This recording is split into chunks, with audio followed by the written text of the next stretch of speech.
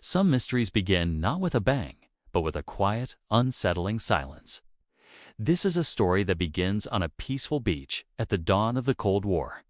It's a tale of an unidentified man, a secret code, and a mystery that would endure for over 70 years.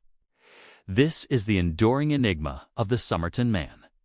On the morning of December 1st, 1948, on Somerton Beach in Adelaide, Australia, a body was found. He was a man in his 40s, dressed impeccably in a suit and tie, his shoes freshly polished. He was propped against a seawall, as if resting, a half-smoked cigarette on his collar. Tea was cold to the touch. He was dead.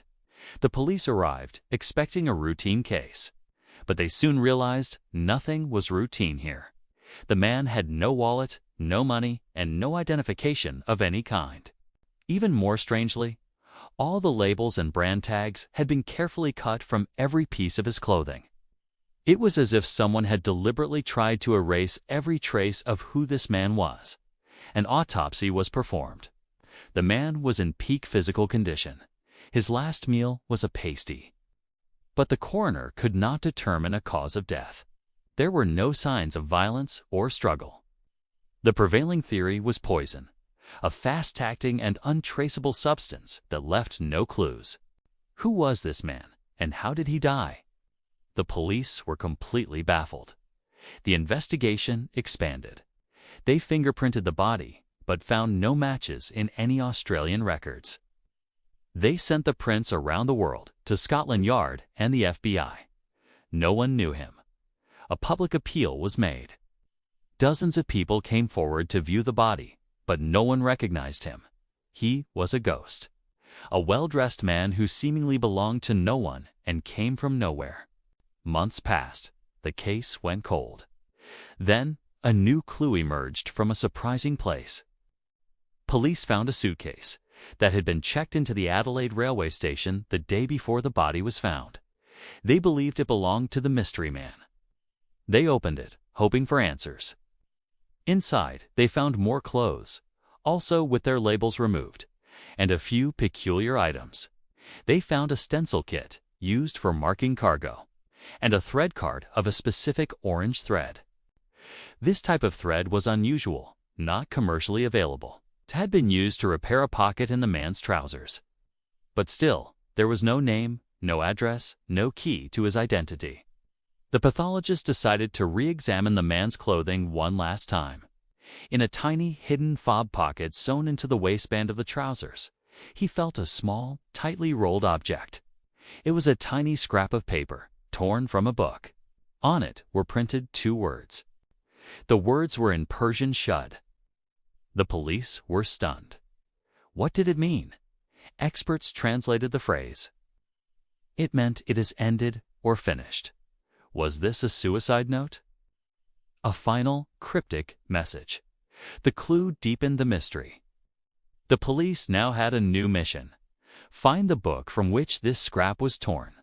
He told police that after reading about the case, he had checked a book in his car. They launched another massive public appeal, publishing a photo of the unique printed text. A man came forward. It was a very rare edition of the Rubaiyat of Omar, a collection of Persian poems.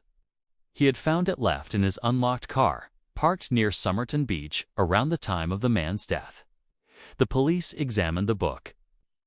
On the final page, a section was torn out. The scrap of paper with "shud" was a perfect match. They had found the book. They hoped the book would provide answers. Instead, it delivered an even greater puzzle. In the back of the book, written faintly in pencil, were 5 lines of capital letters. It looked like a code.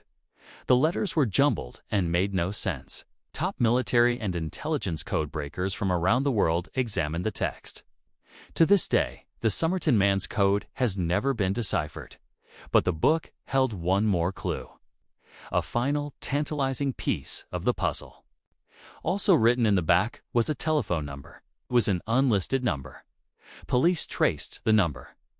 It belonged to a young woman, a former nurse, who lived just a short walk from Somerton Beach. Her name was Jessica Thompson, though she was known to her friends as Jo. She claimed she did not know the man and had no idea why he would have her phone number. When police showed her a plaster cast of the dead man's face, her reaction was bizarre.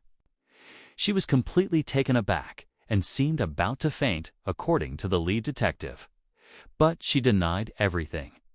Police felt she was holding something back, that she was frightened, but they could not prove it. She also told them that at one time she had owned a copy of that same rare book. She said she had given it as a gift to a man she knew during the war, an Army lieutenant named Alfred Boxall. The police thought they had finally found their man. The dead man must be Alfred Boxall. They launched a search, only to find that Boxall was alive and well, living in Sydney. He still had his copy of the Rubaiyat, the one Jessica had given him, complete with the shoed page intact. The dead man was not Alfred Boxall. The trail had gone cold again. The case was a labyrinth of dead ends. Adelaide had a rocket testing range and a uranium mine nearby. Who was the Somerton man? The clues pointed in so many directions. The secret code, the untraceable poison, the military-style stencils, all suggested he was a spy. This was 1948, the beginning of the Cold War. Was he a Soviet agent, killed by his own side, or by a rival intelligence agency? Or was the story more personal? It's a tale of a secret love affair with the nurse, Jessica Thompson. Did he come to see her, only to be rejected, and then take his own life in despair on the beach? Did Jessica lie to police to protect her own reputation? Or perhaps something more? For decades, these questions remained unanswered. The Somme_E_Rotan man was buried without a name. His identity, his cause of death, and the meaning of his secret code were all lost to time. He became Australia's most profound and enduring mystery. In 2022, after decades of work, a researcher named Derek Abbott claimed to have finally solved part of the puzzle. Using advanced DNA analysis on hairs found in the plaster death mask, he identified the man. He claimed the Somerton man was Carl Charles Webb, an electrical engineer from Melbourne. Webb had a connection to the name Boxall and had a passion for writing poetry. This identification is still being verified by authorities, but it seems the ghost may finally have a name. But even if we know who he was, we still don't know what happened to him. What was the meaning of the code? Why did he have the nurse's number? And most importantly, how and why did he die on that lonely stretch of beach? The story of the Somerton man is a haunting detective story with no final chapter. It's a powerful reminder of how a person can vanish from the world, leaving only questions behind. A story of a secret that was so well kept it took over 70 years just to learn a name. The final words he left behind, shud, meaning the end, were not an end at all. For one of history's greatest unsolved mysteries, it was only the beginning.